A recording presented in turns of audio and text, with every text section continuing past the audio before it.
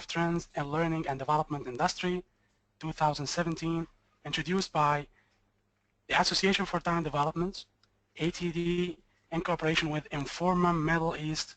Welcome here, and I'd like to welcome all our participants coming from different countries, from Saudi Arabia, from United Arab Emirates, from India, from Pakistan, from Qatar, Kuwait, Albania, Algeria, Morocco.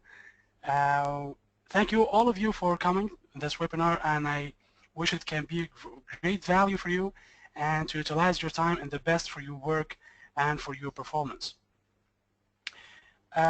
First, this is Ahmed Magdy. I'm going to be with you during this 1-hour journey in the area of learning and development trends. This is Ahmed Magdy, international corporate trainer and keynote speaker, ATD Facilitator and Success Coach. I am Associate Certified Coach from the International Coach Federation. Also, I'm a CPLP Certified Professional in Learning and Performance from ATD. Also, I work as a Thomas Analyst Certified from Thomas International. I work with major corporations and corporate clients in the Middle East for training and consulting projects. So my pleasure to introduce for you in this webinar what are the hot topics, the hot trends in the region and in the whole world when it comes to learning and development industry. And we'd like to utilize these trends in our organizations and how to improve our work and our organizational learning projects. So my learning objective in this hour is going to be the following. I would like to identify and explain what are the top 5 trends now. And what I mean by top 5 trends 2017, it doesn't mean that these trends started to emerge in 2017. But I mean they may be emerging few years ago, but we'd like to utilize them this year, because if we didn't work this year on utilizing and implementing these trends, applicable projects in our organization, then we'll start to have irrelevance. We'll start to be far away from the improvement that's already happening now in the learning industry. So what are the trends now? We're going to discuss the 5 trends. I'm going to discuss with you the connection between the business goals and learning goals. We're going to discuss the micro-learning and some applications on the micro-learning. We are going to talk about coaching and how to create a space for coaching. And then we study more about the social media learning and what are the connection between the social learning and the social media. And finally, we're going to talk about designing how to apply content. And in order to be very practical, and as a learning practitioners who preach the application and the experience mentality, we are going to define key actions for each trend, how to apply this trend in your workplace as an L&D practitioner. So fasten your seatbelts and get ready to take off in that journey. Feel free, if you have any question, please, you can post your question in the chat, and by the end of the webinar, I'm going to give a space for participants to answer your questions written in the chat. So you can find this chat in the right pane here in front of you. So please just put all of your questions. I will answer later at the end of the session. Okay, all right. Let's move forward and let's discuss the number 1 trend I'd like to talk with you today here, connecting the business goals to learning goals. And I believe that most of you as a learning and development professionals, you start to get familiar with this concept, especially if you work in the training area. And we all know the challenge between the top management and the learning and development department. And this dilemma of discussing that is training or is learning and development interventions gets money for the company or not? Does it consider to be a profit center for the organization, or it's a cost for the organization? Is it investment, as they always say, or it takes money from? So here's the gap. Here's the gap. When we talk about the business language, and this is the language of stakeholders, this is the language of CEOs, this is the language of top management. These people just talk in that language. They talk in the language of ROI, language of profits, language of costs, language of markets. This is the language of MMA. And I'd like you to put that in mind. The word or the acronym MMA stands for money-making activities. Money-making activities. These guys are just thinking about the activities that can help the organization to make more money. So in order to convince these people that this function of the learning and development is a profit center and it helps the organization to grow, and would like them to approve our budgets, to approve our ideas, to approve our trainings, simply would like to convince them in their language. We'd like them to talk, they'd like us to talk in ROI language, in the profits language, in the cost language.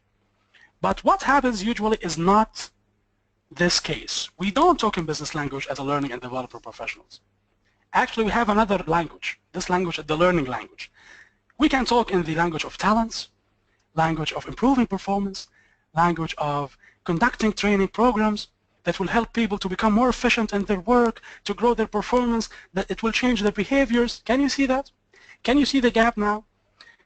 So we think that we are doing things right by talking in that language, but actually we are not doing the right thing. The right thing in that case is changing our language, rephrasing our acronyms and our terminology into the business terminology. That's why I like to put that in this very simple way, that business professionals need learning professionals who talk business language. I will say that again. Business professionals, and I mean by business professionals, the top managers, the CEOs, the stakeholders, the decision makers in the organization. So business professionals want learning professionals who speak business language. We need to make this shift. I believe that as a learning and development professionals, we need to learn sales. We need to learn marketing and promotion. We need to change our mentality from this technical mentality into the business mentality, and to start to move into the mentality of business partner. We usually see this title in many organizations, HR business partner, talent business partner, but is it that active? Are we activating this title in that way, that it's really this function helping the business to grow? We need really to ask this question many times for us. So if we wanted to start to plan 2017 in a professional and organized way, which is matching the idea of business goals and learning goals, here what we need to do actually. So number one, we need to work first on the corporate level goal. We usually start when we set the training plan or we set any learning intervention plan, we start with learning, we start with performance, we start with KPIs, we start with training need analysis. But before that, we need to have another types of sessions and another types of meetings. We need first to define what are the business goals in 2017. It could be a market expansion, it could be new product developments, it could be shift or shutting down any function or any market that we are working in. We don't know what are your business goals, but definitely you need to sit with your stakeholders and the top management and to define what are the strategic direction for the organization this year. Also, you'd like to study the market outside and what's happening in your market and in your business, what we call the business trends. And then, in that case, we start to find the link between what are the performance gaps that we need to cover, that we need to close in order to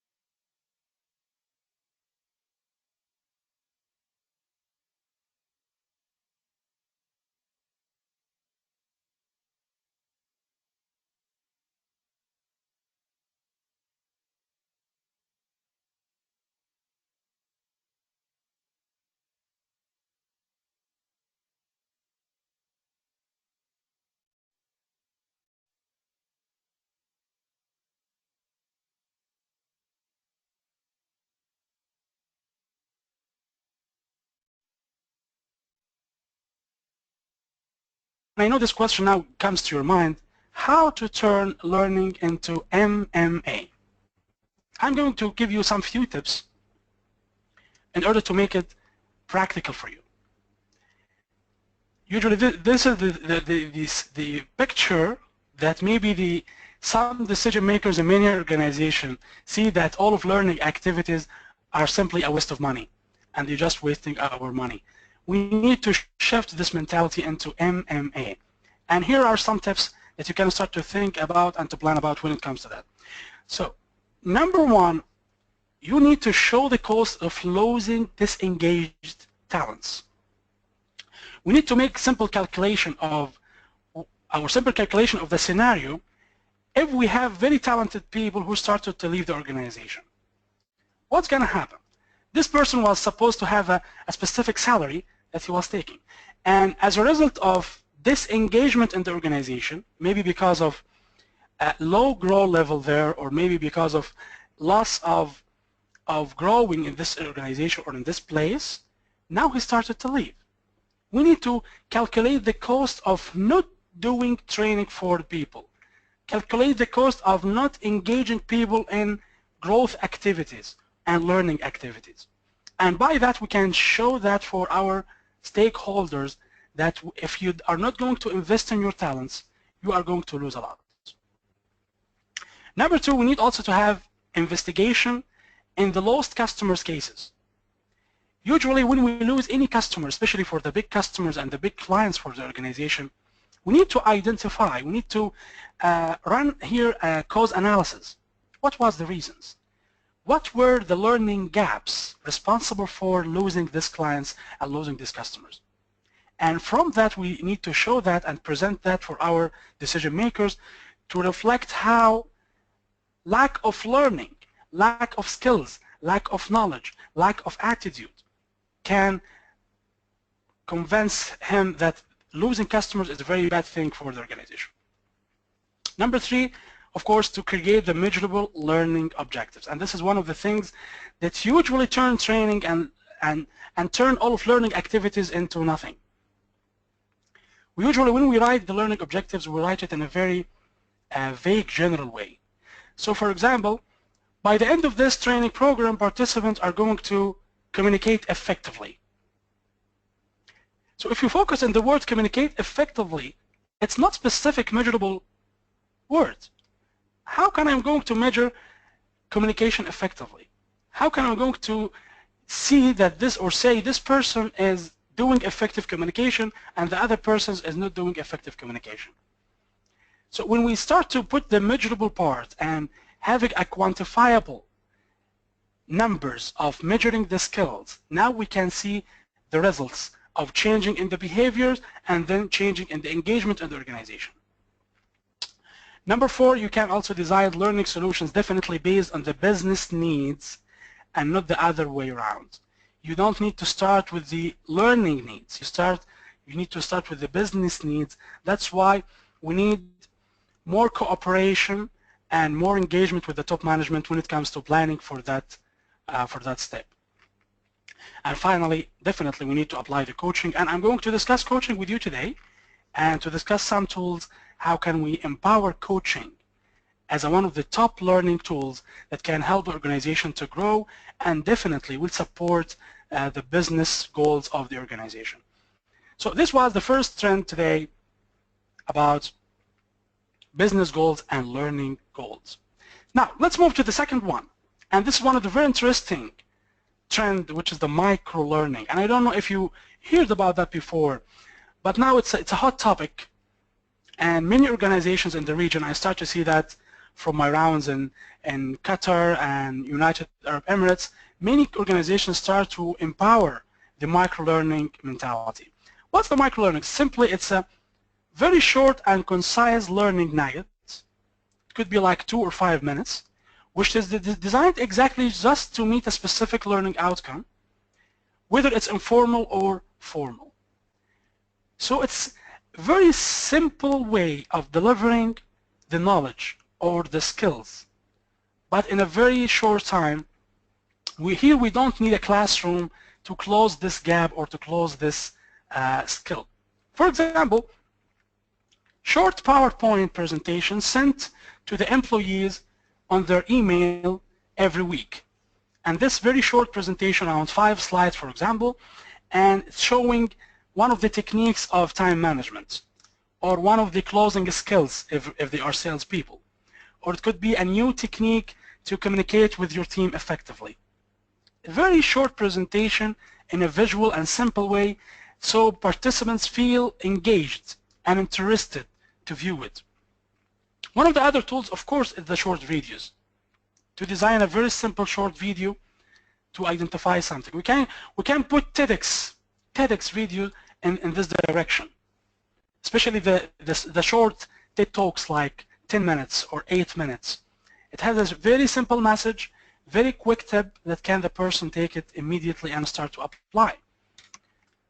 Another idea is the scenario-based learning nuggets. Some organizations now started to use the simulations, or maybe it's like very short case study and it has some multiple choices so the person can choose. It's like quiz, very small quiz that can help the participant to think more and to provoke his thoughts to become more creative and innovative in his work. One of the other also tools like infographics. So can you see the idea? This is the basic premise. Very short, concise learning message in a very short time, sent frequently for all people so that people start to engage with learning. And if you really ask me what is the bigger umbrella for applying the micro-learning, I will tell you this is what we call informal learning. This is the informal learning, and this is a huge trend right now. That we are moving from learning in the classroom to the learning in the coffee room. I like this principle that says that people learn in the coffee room more than what they learn in the classroom. People learn in the coffee room more than what they learn in the classroom. Can you see that, my friends, that really we can learn a lot from simple conversation with our peer when we are in the elevator. I can learn a lot from a single video to view in the YouTube. I can learn a lot from a short story sent from my manager over WhatsApp group of our company. We can learn a lot. We can have a huge knowledge and a huge revelations from these simple tools. So let's expand the concept of learning and get out of the classroom and do many other things to utilize the time outside the classroom. One of the biggest examples of the micro-learning nowadays is what we call the flipped learning. The flipped learning. And what's the idea behind the flipped learning? The basic premise simply is that we design like instructions and lecture is not effective teaching tool in the group learning space, but it's effective when delivered individually. So you can learn a lot from a short video on YouTube while you are sitting alone, better than listening to that same lecture when you are sitting in the group. You can focus more, you can hear more, you can have time to reflect, and there is no any kind of visual distractions in the environment that can distract your mind. So the direct instructions is delivered using the PowerPoint, for example, or any easy to make instructional videos. So we get this instructional part out.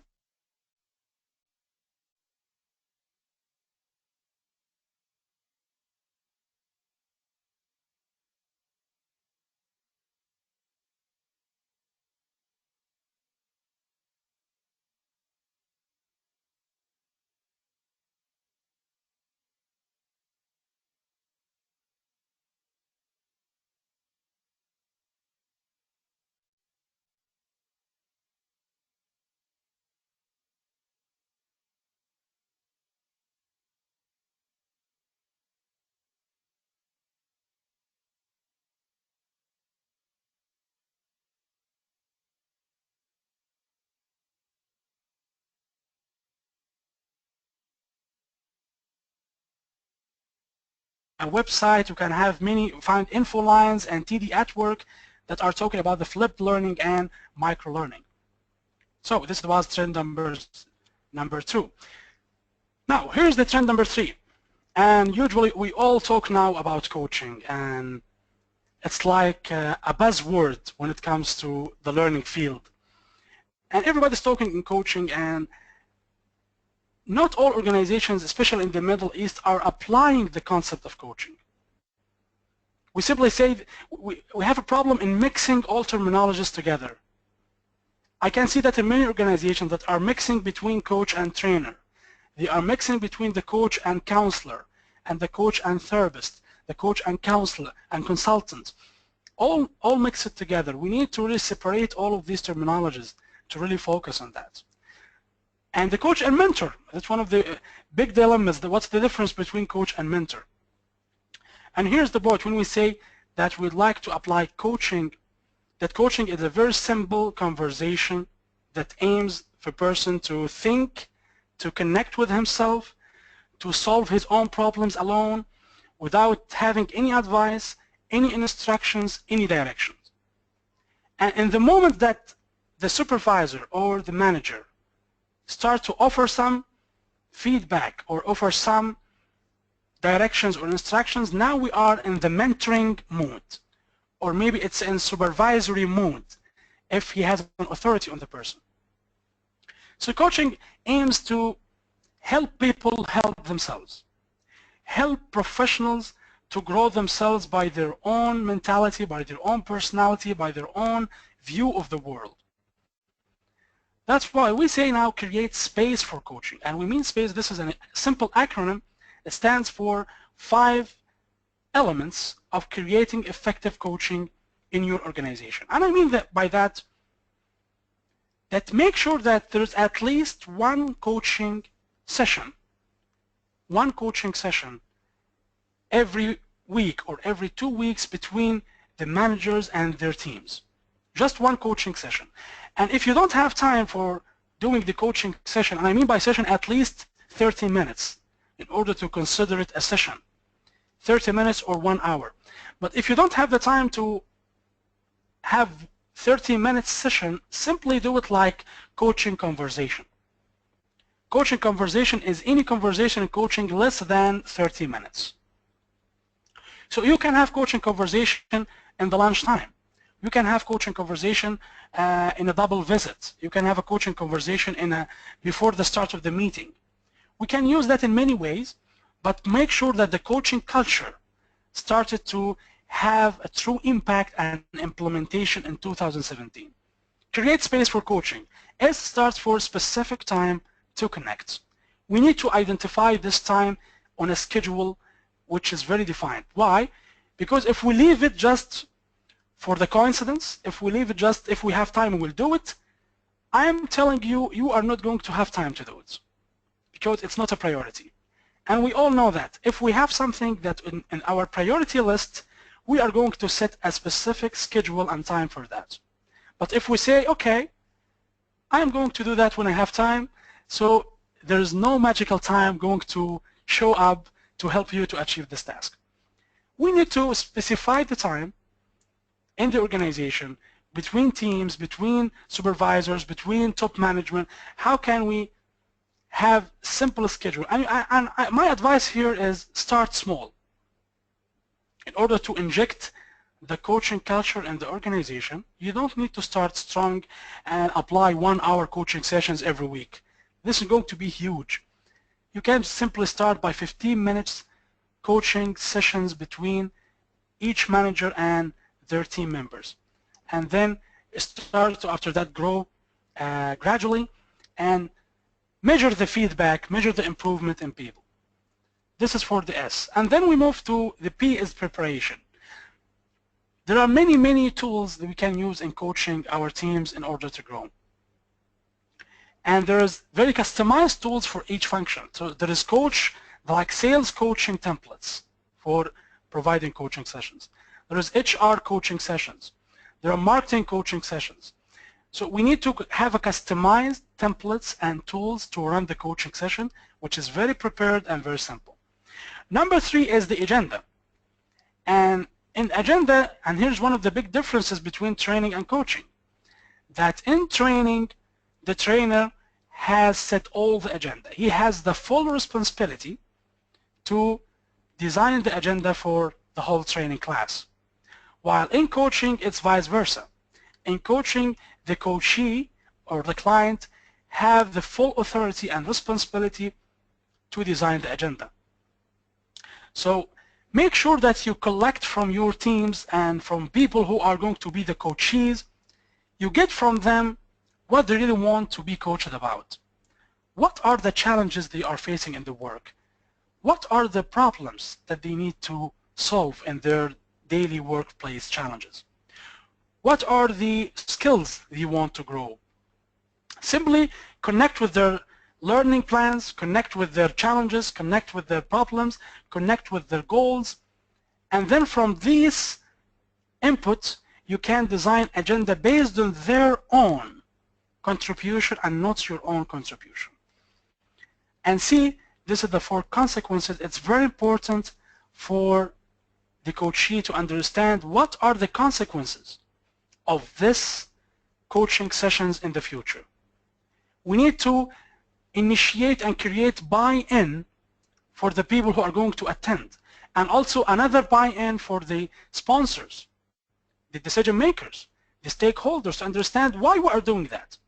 What's the consequences of conducting coaching in the organization? And simply, it's in one word, it's utilizing the time in the workplace in more effective ways. That people can grow and learn without training classrooms. We don't need training classes in order to grow people. This is not the only way to grow people. And this was one of the top trends 5 years ago, and I think now all people are oriented with that. Training is not the only solution. This is the basic premise. Training is not the only solution. We have many other challenges which is responsible for low performance and the lack of engagement and the lack of motivation. Not necessarily we need to use training to solve them. We have many other ways like coaching, many other ways like having a very clear conversation with people, many other ways like rotating people in the organization, but definitely we need to think before solving any performance issue. And finally, we need by the end of each session or each coaching project to set expectations based on that. We need to define a plan, to define actions, to define directions, because coaching is aimed to change, is aiming to have a new different set of actions based on that session. We usually have a rule here in coaching, and this rule simply says, if you are not creating actions, you are not coaching. If you are not creating actions, you are not coaching. So if we don't really have an actions outside of these projects and outside of these sessions, then how are we going to commit for that? Why people are going to change if we really just it was a simple conversation? So make sure we have clear expectations by the end of each session or coaching project. So this was number 3. So now let me review all what I've said right now. We finished 3 trends. Trend number 1 was the business goals and connecting the business goals with learning goals. Trend number 2 was the micro-learning and the flipped classroom inside the micro-learning.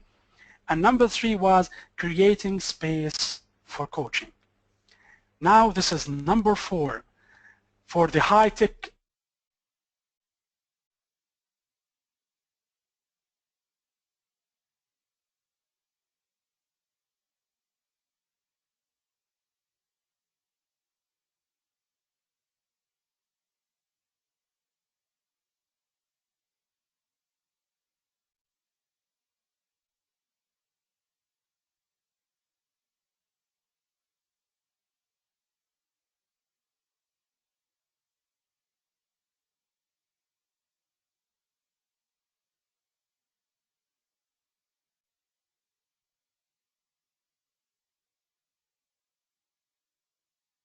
in the day using our phones. Now this is one of the simple trends. Now it's called BYOD, and BYOD stands for bring your own device. Bring your own device. And what we mean by that is simply we have a learning content for each employee in the organization in their own devices. They don't need to connect with a central machine or a central device in order to learn something new. They don't need to log in a certain device in the organization to learn something. Simply they have access for their learning content in their own devices, whether it's their laptop, their mobile, or their tabs. This simple technique or simple trend had a very huge benefits, more than I can imagine. Number one, we found that the student participation increases because they feel home, they feel familiar with their own devices. They usually use their own devices in phone calls, in organizing their calendar, in using, reviewing Facebook and Instagram. That's their daily tool. So when we embed learning into that tool, definitely students will start to participate and engage more in a very casual level. The second benefit is that learning becomes student-driven. He controls the pace. They know when they start to study, when they not, when they can view the micro-learning naked or not. So they feel freedom. They feel flexibility in the learning. Number three, that the student communication and collaboration definitely increases because all of these tools, we're going to have like a system to connect all people together. So people can chat together, they can ask all of each other some questions, they can discuss a certain topics, we can design like discussion centers or communication forums. All of these things definitely will enhance the social learning and the collaborative learning. And definitely, of course, it's a cost saving in terms of saving time, saving efforts, and having more flexibility for our teams. And finally, of course, it will help us to utilize time outside the classroom. Can you see now, my friends, that this trend of social media learning is connected with the trend of the micro-learning? So all trends are enhancing each other and simply are enhancing this last benefit, utilizing time outside the classroom, using the power of informal learning and supporting learning outside the training class. And if we start to get back a little and to see what are the theoretical scientific premise behind this theory, we find that we have the theory of social learning by Albert Bandura. And it simply says that learning occurs by observing others' behaviors and connecting and sharing with them the resulting outcomes. We learn a lot by connections. We learn a lot by discussions and communicating with our peers, more than what you just learn by reading or viewing a certain video or doing something individually. So learners get affected by the behavior and affected by the environment. So if we can create this environment of collaboration over the social media and design our own systems so people can use their own devices outside the classroom, this is the power of empowering social media classes. So if we use the social media with this social learning, now we have the social media learning trend applied in here.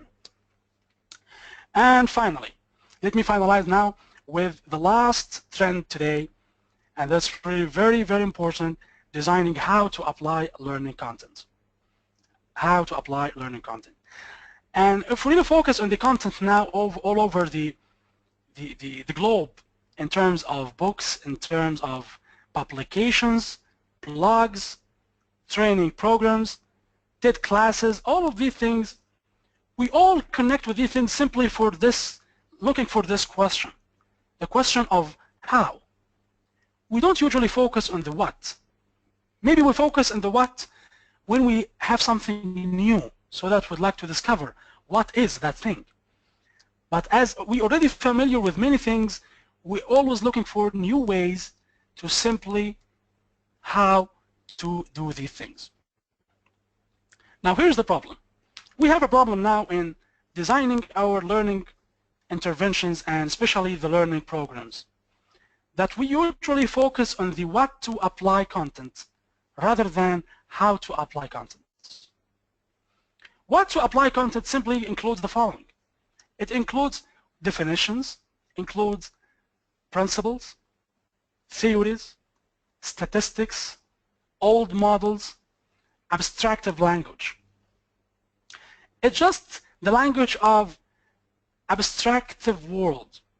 So for example, here if we have a class for delegation skills to teach our managers how to delegate their tasks and how to delegate their authority effectively. If you can view many participant manuals and participant guides for a certain training program about delegation skills, you will find that many modules are discussing the definitions of delegation, what's the principles of delegation, different theories of delegation, some statistics of delegation, and what's meant by delegation in the new world. All of these things doesn't need to take that much time and that much space from our employees if we are now talking about utilizing the time outside the classroom. We need just-in-time learning. We need quick learning tips. We need the how content to talk about the how more than talking and discussing about the what. So here we need to think about the other way around, to think about tools, techniques, specific steps, implementable actions. This is the thing that really we need to think about. This is the how to apply content. So for example, get back again to the example of communicating effectively. So now we say that by the end of this program, participants will be able to communicate effectively. This is the abstractive language. But we have another way around to say that. By the end of this program, participants will be able to ask open questions when they sit with their clients. Can you see now, my friends, the difference? Now I have a very specific action, asking open questions when we sit with the client. It's very measurable. I can simply now have evaluation for each professional after the training in their clients' meetings, that do they ask open questions to discover the client's needs or not? Do we use this technique or not? Because simply it's how to apply based. It's a technical skill and not just simply a principle. So usually the language of what to apply when it comes to designing the learning objectives, it's a language of define, explain, understand, know. These words, we need to avoid them when we talk about how to apply content. I would say them again. Explain, define, know, understand, identify. Okay, we can use that when it comes to measuring the learning of the participants. And I mean by learning here is the knowledge base. This is the knowledge part of the content. But if we want to talk about the how to apply content, I need to talk in a different language. I need to talk in the language of doing, applying, practicing, implementing, using. That's a really different language. Now I have a very practical training program which is aiming to change behaviors that definitely will help to achieve the business goals. So what's behind that is simply how to apply content and not what to apply content. That's really a huge difference between both of them. And you can see that it's connected like a sequence.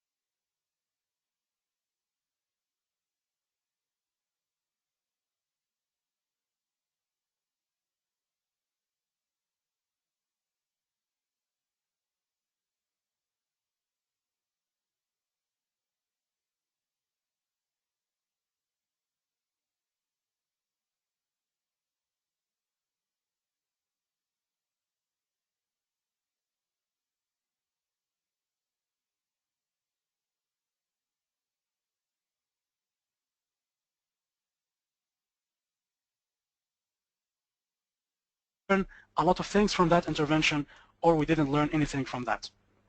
That's really very, very important to connect all of the things in a very professional way. And really to help you to apply that, I like this very simple principle of 70-30 principle. This is by Vicky Halsey, the amazing author, which have many books like Brilliance by Design. That's really one of the top books in the designing. Brilliance by Design. Now, here's the premise behind 70-30 principles. Number one, that students should do 70% of the talking and 30% of the listening. And if we connect this part with the flipped classrooms, we will find that if we use the flipped classrooms technique, then we are going to have 100% for participants to talk, because we are going to remove the instructional time from the classroom. And we're going to design short instructional videos to compensate that. Number two, trainers should spend 70% of their prep time on learning design, and they should spend only 30% of their energy on the content they will teach. And what I can see from many trainers is the opposite. They focus a lot on their content and what they are going to say, but they don't focus on how are they going to help people to utilize this content in a practical way. So let's focus more on gamifying our content and make it engaging and make it exciting for people to use, and make it, of course, practical, and it can be utilized easily in their workplace. The third premise is students should spend 30% of their time learning and definitely 70% practicing. That's the other way around. This is, if we connect all of the 5 trends together, we will find that the final summarization of all of that is more empowerment for learners, more time and flexibility and utilization of their time for more practical learning, and moving and shifting the word learning from knowledge into skills, into behaviors, into actions. So this is simply the 5 trends for today that I wish that can be great value for you. And I will leave the last 10 minutes here for your questions, and I'm ready to take all of your questions and discuss it with you together. So please, ready to take your questions.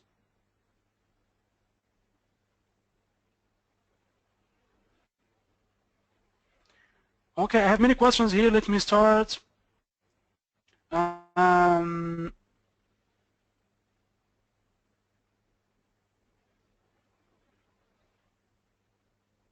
Yeah, I have a very nice question from Nasif Kazan. Okay, he's asking about, what about culture? In what ways should we factor it in as we consider those trends?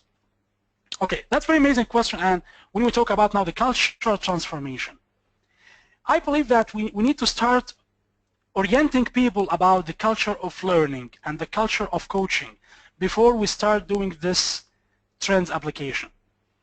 It's according to your organization, according to your stakeholders, how they have a complete buy-in for learning as a great tool to enhance the organization.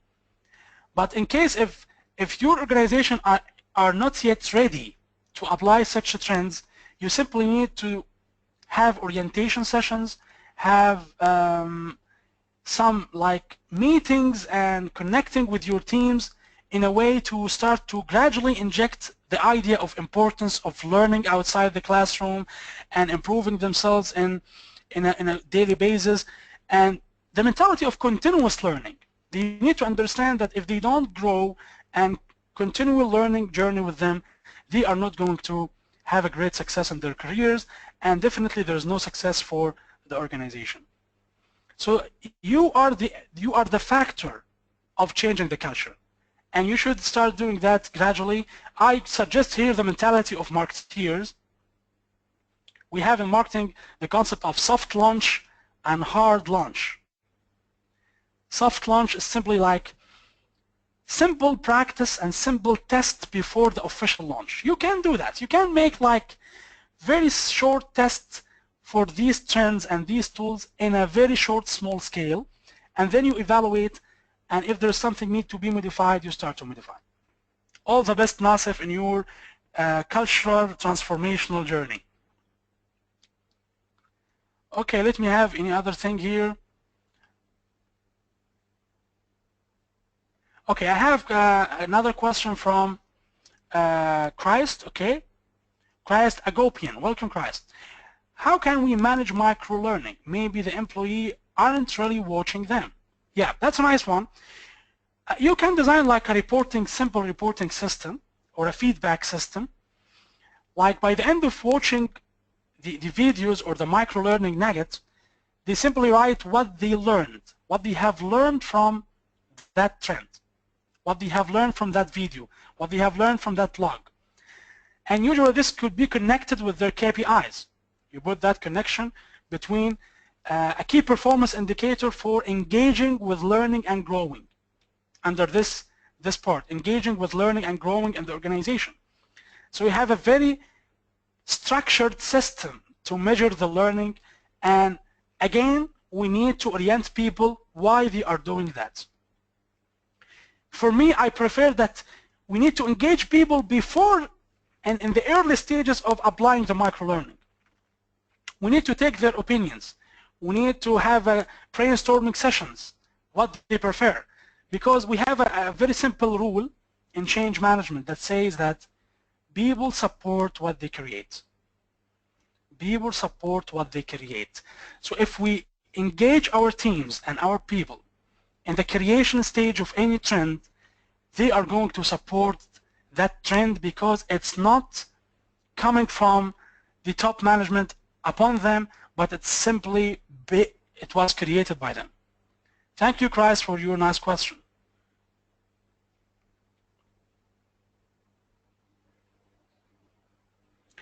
Okay, the same question in a different way. It's from Hari Haran. Welcome, Hari Haran. He asked what to do if the organization is interested to develop the team, but the team is not interested. This is the same answer again.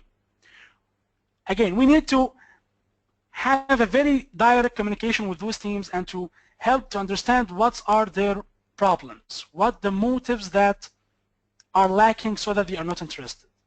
And by identifying the gaps, identifying the issues and problems, then we can talk clearly. We talk how to have this problem, okay? So again, my friends, if we really want to summarize that, let's have open communication with our teams. Let's have very straightforward, two-way communication based on trust between ourselves as learning professionals and our teams. This is the point. Okay. Okay, I have another question here from Zafar. Zafar is asking, how do you create training and development employer branding inside the organization? Yes, that's really a very nice question when it comes to making this brand.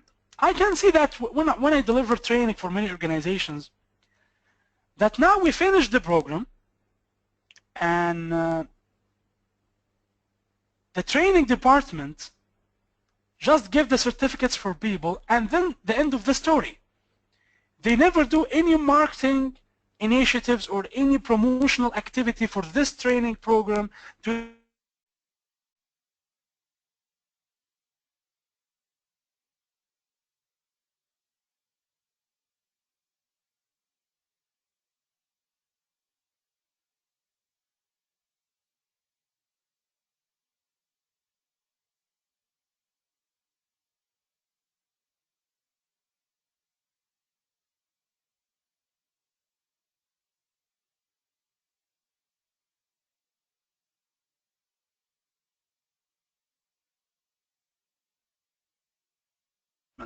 You need to communicate the results of each training in a simple, visual, professional way to your top management.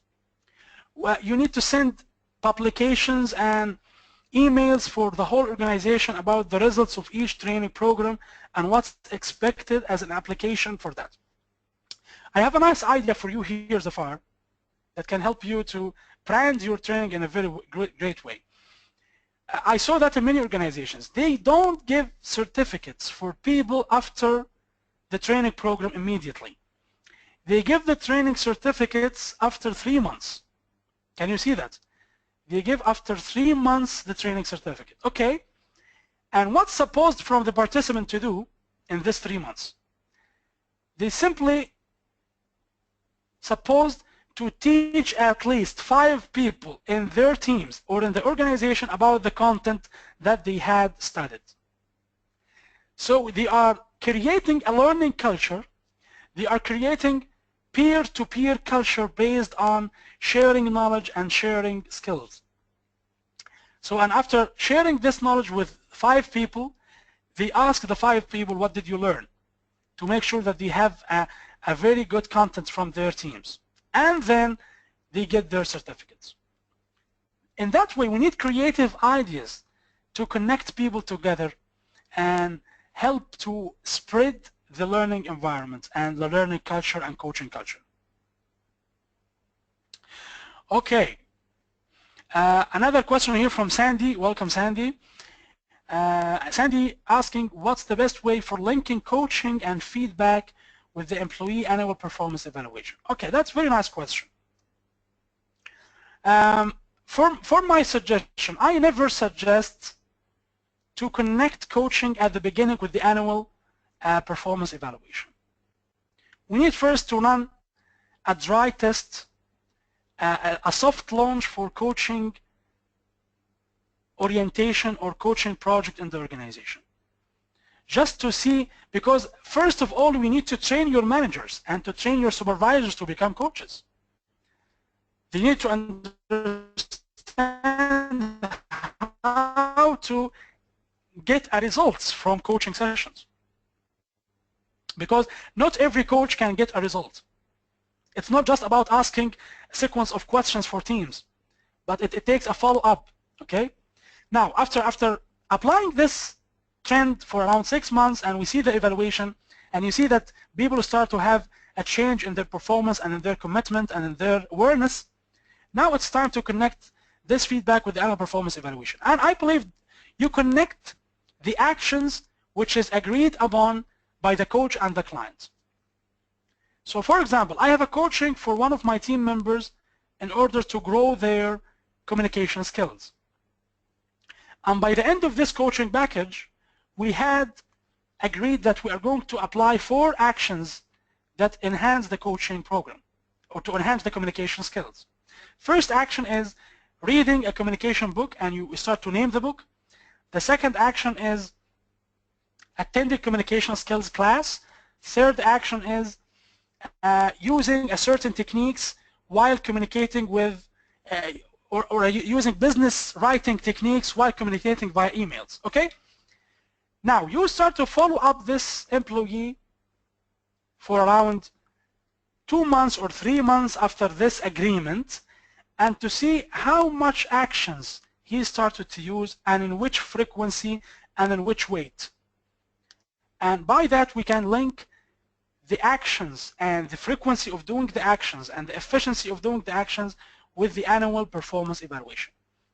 So usually we don't connect coaching itself or the feedback itself, but we connect the commitment to actions of the coaching with the performance evaluation. Okay, thank you, Sandy, for that. Okay, I will take the last question now. Where's the last question?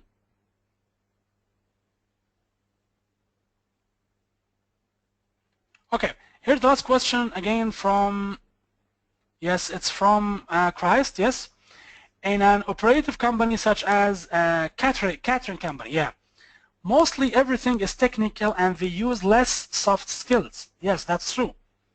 Therefore, time is of an essence and they don't have the time to go to classroom training or coffee table learning. What can we do?